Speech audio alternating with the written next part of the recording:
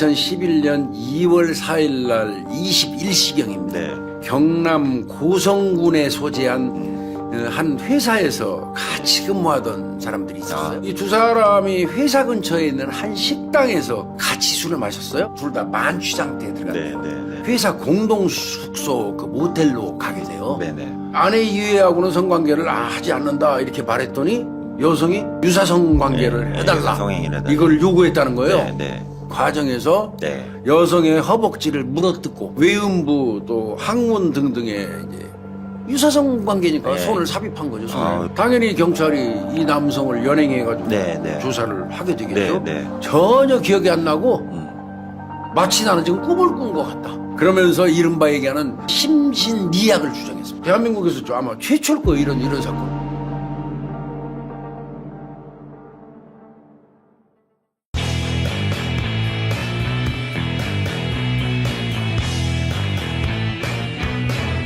경남 모텔 엽기 살인 사건. 네. 당시 난리 났었죠, 이 사건. 2011년 2월 4일 날 21시경입니다. 네. 밤 9시경에 경남 고성군에 소재한 한 회사에서 같이 근무하던 사람들이 있었어요. 38세 동갑이에요. 남녀가. 네. 이 두 사람이 회사 근처에 있는 한 식당에서 같이 술을 마셨어요. 한 3시간 가까이 술자리가 이어지면서 둘 다 만취 상태에 들어갔대요. 네. 근데 처음부터 이 두 사람이 어울린 게 아니에요.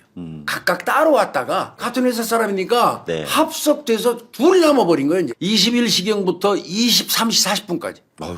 많이도 먹었어요. 많이도 먹었네. 그래서 술이 취해가지고 이제 비틀비틀하면서 제대로 몸을 못 가누니까 그 술 취한 여성을 남성이 부축하면서 네. 이제 일단 식당은 비워야 할 거 아니에요. 끝나가니까 나섰는데 인근 그 회사 공동 숙소가 있었나 봐요. 회사 공동 숙소 그 모텔로 가게 돼요. 네네. 아마 둘이 한 방을 쓰게 했던 것 같아요. 요 남성도 다른 남성하고 같이 쓰는 그 숙소니까. 방 하나씩 이렇게 있는 것 같아. 그 숙소로 이제 00시 40분경에 들어갔어요. 거의 1시가 다 돼가는 시간대에 들어가니까 뭐 같이 그 파트너죠 뭐. 네. 남성이 거기서 동료 남성이 잠자고 있는 거야. 그러니까 이제 이 남성이 깨워서 야 이거 나 이 여성분 그 제오엘 입장이니까 너 다른 방 가서 자라. 그러니까 자다 말고 그 사람은 위층에 이제 다른 동료가 이제 자는 방 그 방으로 이제 위층으로 자리를 옮겼어요. 그러면 이제 남은 거는 같이 술을 마시는 두 그러네요. 사람밖에 없는 예. 거예요. 둘이 이제 앉아서 횡설수설하면서 또 대화를 나누다가 어느 순간 이제 성적 접촉을 시작을 한 거예요. 사망한 여성이야 뭐 진술을 못 들어봤으니까 알 수 없지만 네. 이 남성의 진술은 이렇습니다. 뭐 성적 대화를 나누다가 둘이 뭐 키스를 하게 됐다. 그러다가 여성이 먼저 난 이 말은 믿지는 않습니다. 솔직히 얘기해서. 네. 여성이 먼저 성관계를 요구하더라. 그래서 자기가 그랬대요. 나는 아내 이해하고는 성관계를 하지 않는다 이렇게 말했더니 여성이 직접적인 성관계 말고 유사성 관계. 손으로 유사성 관계 유사성 관계를 네, 해달라. 유사성행위를 해달라. 이걸 요구했다는 거예요. 네. 그래서 그거는 그래 알았다. 그 유사 성행위를 하는 과정에서 네. 여성의 허벅지를 물어뜯고 외음부 또 항문 등등의 이제 유사성 관계니까 네. 손을 삽입한 거죠. 손을. 아유. 그 과정에서 여성이 전혀 거부하지 않고 네. 뭐 더 강도를 높여달라. 뭐 이렇게 여성은 지속적으로 요구를 자기한테 했다.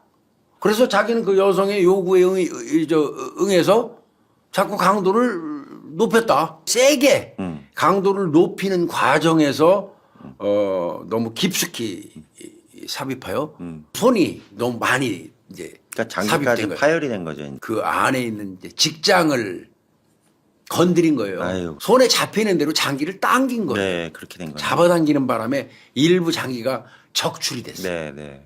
이 말입니까? 말 안 돼요, 이거. 이게 말이 안 돼요. 네, 이거는 말 유사성행위 행태가 아닙니다. 이건 절대로. 이건 이 자식이 정신 나간 새끼예요. 내가 볼 때. 해주다 보니까 처음에는 그 여성이 상당히 그 호응하는 그런 양태를 보이더니 한 20여 분 가까이 되니까 조용하더라는 거예요. 여성이. 네. 그래서 일어나가지고 방 안에 불을 켰더니 여성이 피범벅이 되어 있었다는 거고 의식이 없는 상태였다. 그리고 나서 피가 너무 많아서 자기는 이제 막 수건 같은 걸 빨아가지고 막 닦고 요란을 피우고 있었대. 그 사이에 이제 모텔을 한 바퀴 삥 도는 거 아니야 주인들이. 근데 막 늦은 시간까지 물소리가 나고 시끌시끌하니까 객실로 온 거예요. 그 문을 열고 들어가서 보니까 객실 안에서는 남성이 벌거벗은 채 침대에 눕혀져 있는 여성의 뺨을 때리면서 와 이러노 이러면서 깨우려고 하고 있더라는 거예요. 아. 저는 여기서 이 남성의 말이 가장 모순점이 있는 게 딱 하나예요. 여성이 유사성행위만 요구했죠. 아내 이해하고 성관계 하지 않는다고 할 때 그렇죠. 그러면 자기는 왜 홀라당 벗어요? 그러니까 왜 벗고 있어? 뺨을 딱딱딱 쳐가면서 와 이러노 막 깨어나라 이렇게 하는데도 여성이 깨어나지 않는 것을 보고 이거 뭔가 문제 있다. 그래서 이 객실 주인이 먼저 위층에 쫓아올려 보냈던 네. 그 동료를 깨웠대요. 너 빨리 내려가 보라고. 내려가 지금 보라고. 큰일 났다고 밑에. 네. 그리고 본인이 119하고 지구대에다 신고한 거예요. 아 잘하셨네 일단. 예, 그렇게 한 거예요. 그리고 결국 이 여성이 옮겨간 시간이 네. 04시 36분경이에요. 병원으로 이제 이 여성이 이송 조치가 됐어요. 그렇지만 응급실에서 이 여성은 과다출혈로 사망하게 됩니다. 장기가 떼어내진 거예요. 그렇죠. 얘가 손을 사용해서 직장 속에 있는 어떤 장기를 잡아당기는 바람에 일부가 떨어져 나온 겁니다. 그러니까 얼마나 출혈이 심했겠어요. 이건 내가 볼 때 이거 완전히 이게 말이 안 돼요. 당연히 경찰이 이 남성을 연행해가지고 네. 조사를 하게 되겠죠. 네. 그럼 뭐 얘는 거기서 그렇게 얘기했어요. 전혀 기억이 안 나고 마치 나는 지금 꿈을 꾼 것 같다. 그러면서 이른바 얘기하는 주치에 의한 심신미약을 주장했습니다. 대한민국에서 아마 최초일 거예요. 이런 사건은. 네. 여성이 술이 만취해갖고 의식을 거의 잃은 한거불능 상태에 있을 때 준강제 추행을 하다가 급기야 사망에 이르게 했다. 완전히 술 먹고 떡이 돼서 의식을 잃은 그 여성을 강제로 얘 성기 삽입이 아니니까 강간은 아니죠. 유사성행위 한 거예요. 손으로. 네. 그러니까 강제 추행죄가 되겠죠. 네. 준강제 추행 하는 과정에서 급기야 죽음에 이르렀다. 그래서 준강제 추행 치사죄를 교수님 이때 적용하고. 유사 강간죄가 없을 때죠 이때요. 이게 2011년이니까 없었죠. 그러니까 준강제 추행 치사죄, 아이고. 상해 치사죄를 적용해가지고 이 남성을 이제 기소를 하게 된 거예요. 처벌이 낮네. 근데 뭐 이때 이 남성이 그랬다는 거예요. 아우, 난 미치겠어요. 난 술이 이렇게 무서운 줄 몰랐어요. 전부 술 핑계 대는 거예요. 이게 아주 좀 파렴치해요. 그러니까 여기에는 뭐가 갈렸어요? 기저에는. 술 취해서 나 심신미약 상태였다. 이 재판 1심이 이제 들어가는데 창원지방법원 통영지원 형사 1부인데 김성옥 부장판사인데 네. 이분은 이렇게 얘기했어요. 범행 수법이 변태적이고 잔혹하다. 네. 심신미약 인정 안 했습니다. 준강제 추행 치사죄는 무죄. 상해 치사죄만 적용해서 징역 5년을 선고한다. 이게 뭐냐면 피해자도 술이 취했대요. 구취로 인해서 의식을 잃은 상태에서 강제 추행을 당했다는 증거가 없다는 거예요. 피해자도 정신이 있었을 거로 보인다 이거야. 근거가 뭐냐면 네. 여성이 식당 앞 계단에서 발을 헛디뎌가지고 넘어진 적이 있대요. 네. 넘어졌는데 스스로 일어나서 큰 도로로 걸어갔다는 주변인 진술이 있었어요. 네. 몸을 못 가누고 완전히 뻗어버릴 정도 아니었다. 이거를 본 사람이 있다. 근데 그건 근데 나는 이건 진짜 이 말이 판사가 안 돼, 잘못 이거. 봤다고 이거 잘못 봅니다. 봤다, 이게. 호텔 들어가고 술은 시간은 지날수록 더 맞아요. 올라갈 수 네, 있어요. 올라와요. 근데 그 부분은 간과한 것 같아요. 근데 또 하나가 있긴 더 있어요. 뭐가 뭐가 또 있냐면 모텔방도 부축은 받았어요. 여성이. 예. 그런데 여성이 스스로 걸어서 들어갔다는 진술이 누가 있냐면 동료. 자고 있다가 이렇게 깨워서 예. 2층 올라간 애가 진술을 했어요. 그 사람이. 그 여성분 정신이 있는 것 같았고요. 같이 따라서 들어왔어요. 제 발로 걸어서요. 요 진술을 했다는 거예요. 그리고 제가 위층이라 바로 위인데요. 한동안 그 밑에서 여성하고 남성이 대화를 한참 했어요. 두런두런. 네. 이거를 진술을 했어요. 그때까지 의식이 있었다고 칩시다 그러면. 그러나 두런두런 대화를 나누다가 이 여성이 취기가 극대화돼가지고 뻗어버렸어. 그럴 수 있어요. 그때 이놈이 건드렸으면 그게 준강제추행 맞죠. 치사죄 안 됩니까? 되죠. 중강제추행 되죠. 됩니다 그거. 네. 저는 이게 좀 애매해요. 두런두런 얘기 나누다가 어느 순간 저 의식이 잃을 수도 있잖아요. 그럼 나와야지. 그 여자를 건드리면 그게 준강제추행 맞습니다. 아닙니까? 예. 그래서 준강제추행 치사죄는 인정 안 돼서 무죄인데 네.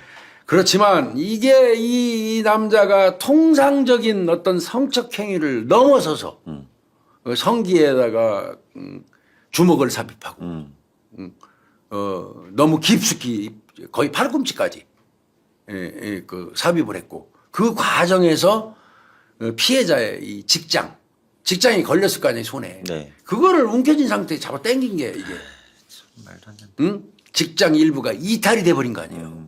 그러면 이거는 상해의 고의가 인정된다 이거예요. 네. 그래서 징역 5년이라는 겁니다. 그리고 얘가 전과가 없고 피해자 유족 앞으로 2억 원을 네. 공탁한 점을 고려해서 5년을 준다. 공탁 안 했으면 사실은 이거 한 7, 8년 내릴 거예요. 네. 당연히 이제 항소심이 열렸겠죠. 항소했겠죠. 예. 이거는 이제 부산 고등법원 창원 1형사부입니다.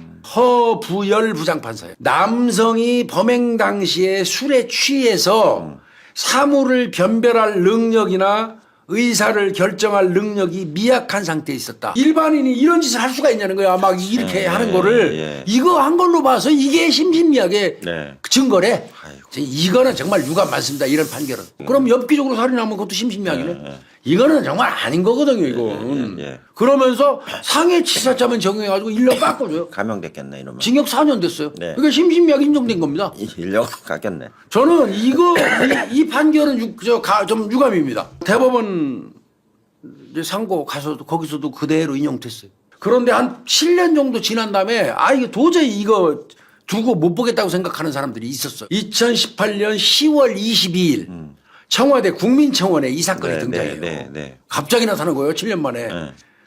자, 현재 가해자는 석방돼서 잘 먹고 잘 살고 있다. 그렇지. 요 내용이에요. 5년 전 여성의 그 질과 항문에 이 팔을 넣어서 사망에 이르게 한 이 사건의 재조사를 요구하며 네.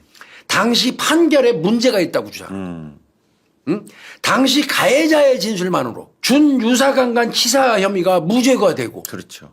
심신미약이 인정됐다. 이거를 지적하면서 이제 그 국민청원이 올라와요. 네, 청원이 그리고 올라와요. 5일 만에 이 동의 인원이 20만 명을 훌떡 초과합니다. 답변해야죠. 이건 누가 봐도 열받을 일이거든요. 예. 다시 한번 그 앞으로 좀 가서 좀 부검부터 좀 따져보겠습니다. 부검했겠죠. 예. 부검은 사건 당일날 했어요. 사인은 뭐였냐면요. 자궁 동맥의 파열에 의한 대량 출혈로 인한 저혈량성 쇼크샷. 검사는 의식 잃은 여성을 강제 추행하다가 죽게 만드는 걸로 그거를 이제 주의적 공소 사실로 본 거예요. 네. 그리고 예비적 공소 사실로 상해치사를 넣은 겁니다. 그런데 이제 판사가 예비적 공소 사실을 유죄로 하고 주의적 공소 사실이었던 준강제 주행치사는 무죄로 해버렸던 문제로 거예요. 해버린 거네. 그 검사는 뭐라고 그랬냐면 만취 상태 피해자를 추행한 것으로 판단한 겁니다. 이 부검 결과를 보면 이거 정말 잔인합니다. 외음부 외부하고 질 아래 항문으로 수직 열창이 있고요. 네. 질 내부 점막 근육 열창, 네. 자궁 동맥 파열, 네. 직장 절단. 아유. 이게 아마 사망 요인이 직접 된 것 같습니다. 예. 이 절단된 직장 일부가 모텔 방 안에서 발견됐어요. 아유. 꺼낸 겁니다, 이놈이. 나쁜 놈. 이거 진짜 용서 안 돼, 이건 아예. 예. 배꼽 위쪽에 피하 출혈, 예. 우하복부 조직 출혈. 이거는 좀 뭔가 좀 멍이 들었다는 얘기거든요, 이런데. 그렇죠. 이건 좀 강제성을 띈 어떤 그 상처 같거든요. 뒤편 복막강 광범위 출혈이 있었고요. 그배 안쪽에 복벽 근육층과 대장 조직이 괴사했어요. 네. 그다음에 우측 대음순 피하 출혈 및 부종. 양쪽 소음순 점막 탈락. 이건 정말 엄청 잔인해요. 그리고 출혈. 예. 양쪽 넓적다리 3굴비 전면에 이빨 자국. 아니 유사성이 하면서 이빨을 물어뜯습니까? 이거는 동의에 의한 그 유사성이가 아니에요. 이거 부검 결과로 봐서는 여성의 이제 혈중 알코올 농도는 0.23%예요. 많죠. 만취인 건 많죠. 사실입니다. 예, 사실이고요. 이 상처 부위를 전체적으로 지금 내가 불러드린 10가지를 이렇게 그림을 그려놓고 보면요, 서로 합의한 유사성이 속에서 발생할 수 있는 일이 아니에요. 네. 이 부분은 정말 왜 이게 간과됐는지 저는 이해가 안 가는 부분이에요. 근데 아까 청원했다고 그랬잖아요. 네. 일사부재리라는 그 대원칙이 깨져서는 안 되지만 장기적으로는 국민 법 감정에 부합하지 않는 판결하고 법원의 이 잣대 간의 괴리를 좁히는 긍정적인 효과는 이 청원으로 인해서 얻었어요. 상당히 논의가 활발했거든요. 또한 이제 이 재심은 유죄 확정을 받은 자가 자신의 이익을 위해서 네. 본인이 청구하는 예, 건데 예, 예. 처벌받는 이건 사람이. 얘가 청구할 수가 없잖아요. 가해자가. 예, 예, 예. 가해자가 부당하게 내가 감형받았다고 내가 청구할 리는 없잖아요. 네. 그러니까 재심도 사실은 청구할 수 없는 그런 상황인 거죠. 근데 이제 좀 약간의 사견을 보면 양형 요건상 잔혹한 범행 수법이나 가학적이고 변태적인 이런 침해 행위는 위 사건 각 상해죄 강제추행죄에서 특별 양형인자로서 중요한 가중 요소. 그런데 오히려 심신미약의 이유로 삼아서 감경을 한 거는 저는 안 맞다고 보는 이건 어디까지나 제 사견이에요. 네, 네. 근데 제 말이 틀린 거 아닐 것 같습니다. 저도 공감해요. 그래. 그리고 이제 손으로 직장까지 어떻게 보면 뜯어냈잖아요. 이런 행위가 일반적인 성적 행위입니까? 성 도착증 같은 거. 네, 네. 그다음에 성적 어떤 컴플렉스와 관련된 거. 네. 이런 것 등등에 대한 정신의학적 어떤 평가를 받아볼 필요가 있었어요. 전문 의견서를 받아서 이 사건 기소했어요. 지금 이 사람은 출소해서 지금 밖에 있겠지만 예, 아무리 생각해봐도 이 본인의 어떤 그 범죄 혐의가 다소 축소된 경향이 분명히 있다. 유사성행위를 해달라고 여성이 그 손을 끌어다가 자기 성기에 대면 자기는 그때부터 유사성행위를 해주기 시작했다는 거예요. 그리고 여성이 더 세게 해달라고 요구하는 바람에 이제 그렇게 하다가 일이 생겼다는 거예요. 근데 그러면 그 여성이 요구한 거는 유사성행위는 그 장기 집어뜯으라고 유사성행위 말도 안 거야? 되는 얘기지. 누가 자기 죽이라고 그렇게 시켰나. 이거는 도대체 앞뒤 맥락이 안 맞아요. 중형에 처해질 말도 안 사건인데 되는 얘기지. 너무 싸게 갔어요, 이거. 그래서 그 여성분이 어떻게 돌아가셨는지 우리는 단지 추정할 뿐인데